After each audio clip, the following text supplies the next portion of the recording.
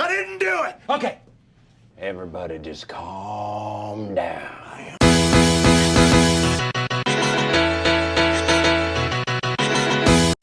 Welcome back to Theater of Circumstance. Last week, we used improvisation to develop the plot and characters of our theater piece. The exercise we used was based around TV-style confessional videos, where each of us had to make an accusation to someone else. Our focus was outlining what was going to happen in the beginning of our story.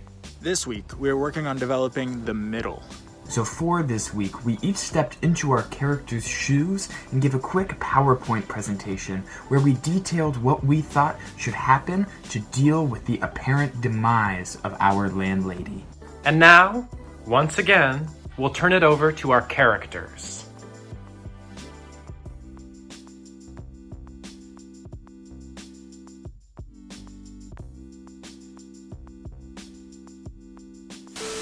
Where do we go from here? A Trent Callis production. Notice the copyright. Let's just run through the order of events quickly. So, to begin, our landlady let our dog out.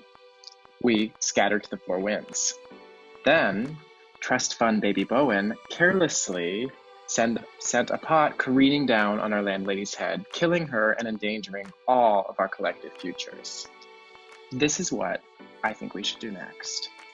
I believe the five of us should aggressively mask our involvement in this heinous crime and attempt to frame the couple who lives upstairs, who also, mind you, keep plants. They'll never see it coming. With the landlady dead, this way we also avoid having to pay 2 months of rent. And who is opposed to that? This way, in the end of my order of events, none of us go to prison and we all live happily ever after. The end. Questions? I didn't think so. Great. Thank you for coming to this Trent Callis production presentation. It's a very interesting idea, Trent, framing the couple upstairs. Right? Really says a lot. Trent, I'd like to say that I am frankly appalled by your lack of personal responsibility in this matter. I'm personally okay with it. Thank you, Flo. Some of us have a lot to lose and don't have nice safety cushions to retreat to in terms of family wealth. That's beside the point. I think before we jump to any conclusions and we just totally let Trent shed all responsibility, I feel like we need to get to our next document. All right, this is what we're gonna do. Next slide. We are going to call the police. Next slide. Because there's this thing called forensics, so if we don't, next slide, we will go to jail. Next slide. What's 4N6? Does that stand for something? Is that short for something? 4N6, what are you talking about?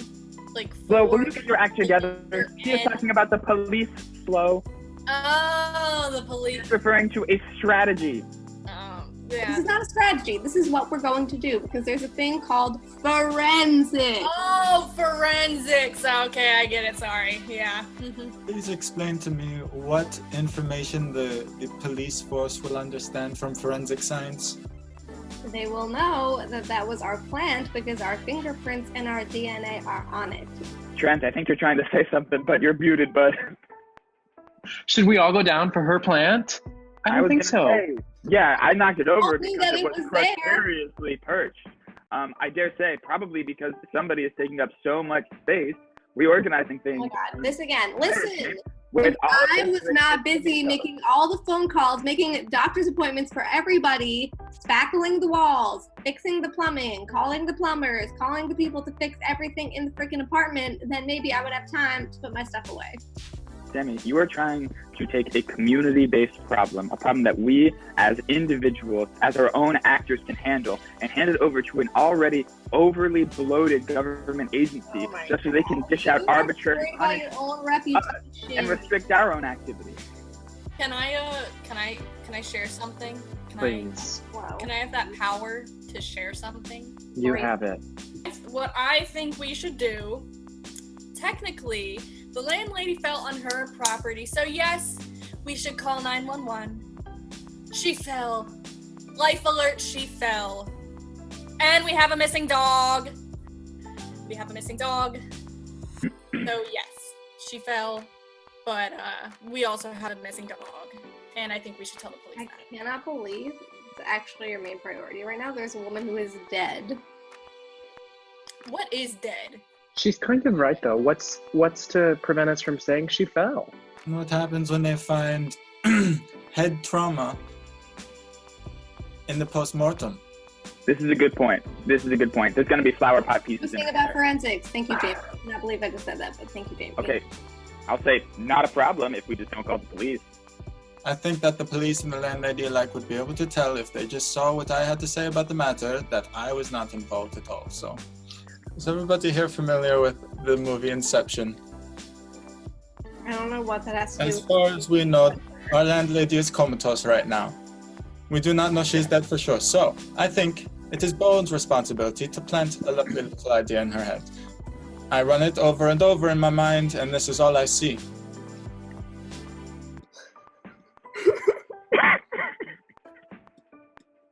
Now, I'm not saying this looks like Samantha, but it could be. All right, we're going up the fire escape. What is that? Oh, the landlady yells, "Stop using fire escape! It's not dangerous. It's safe. It's not safe. It's dangerous." And pay your rent on time, right? To the squirrel. The squirrel lives in the building. Let him go. This is good. Oh, of course you would say that, Bowen. Any questions? So you're suggesting we pin all the blame on Sammy? No, just the squirrel that looks like her.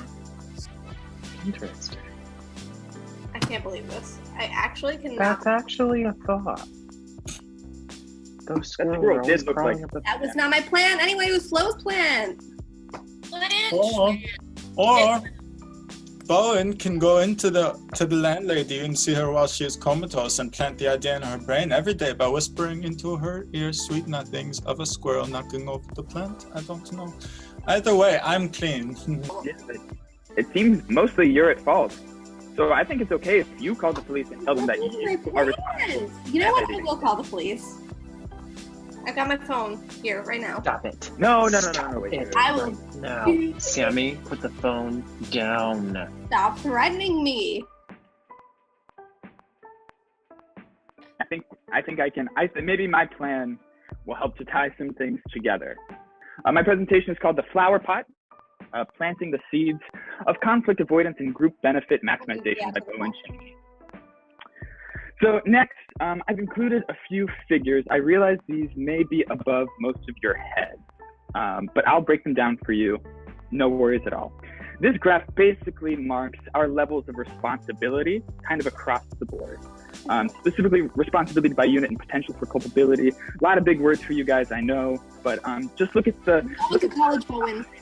look at the height of the bars, and you'll see Yeah, we get it. Sammy, Trent, Flo, you're all at a 10, and I'm much lower on that scale. You can see the individual units. Just a few more digits for you.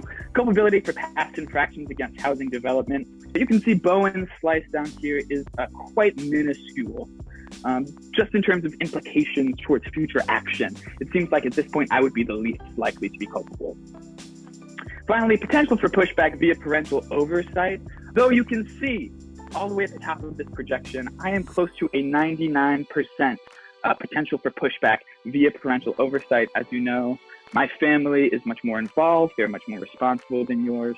And so I just feel like the stakes are a little bit higher for some of us. So finally, I've outlined a quick plan, next steps toward the promise of tomorrow's future. The first step is we contact a Newark-based third-party service provider. I've already been in touch with them. My lead point of contact is a very kind man named Vito Lady. He's been very helpful so far. He says he's really good at making problems disappear. The next step is rug obtainment and local distribution. That would involve me going to a rug store, buying a rug, bringing it back to our apartment. The third step in this process towards the promise of tomorrow's future is the removal of the landlady in question via aforementioned third-party service provider. And then the final step is problem disposal, the location of which would be the George Washington Bridge, with what I assume is an industry term that Vito Lady has brought to my attention, cement shoes being the main process through which we dispose of the problem. Bowen, you Wow. know Mr. I Kill a Lady? I would be honored to meet him.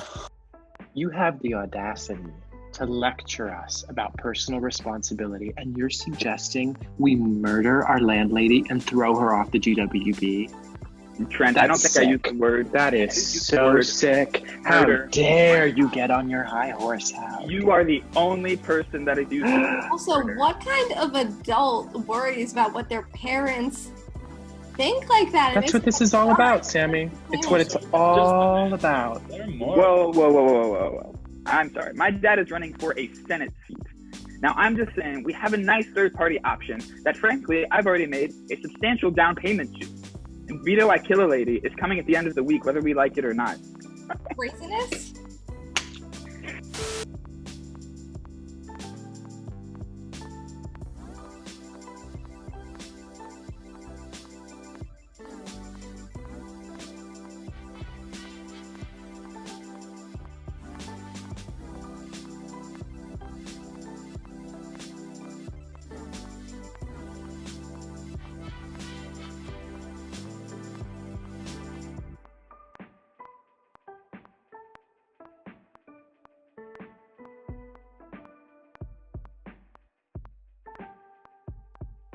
This week, we played with scenarios, dilemmas, and drama.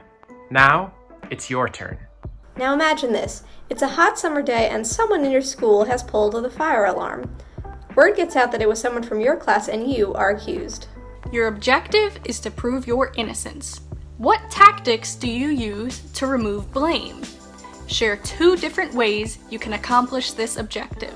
Leave your answers in the comment section below, or make your own video and upload it to our Flipgrid, which is linked in the description.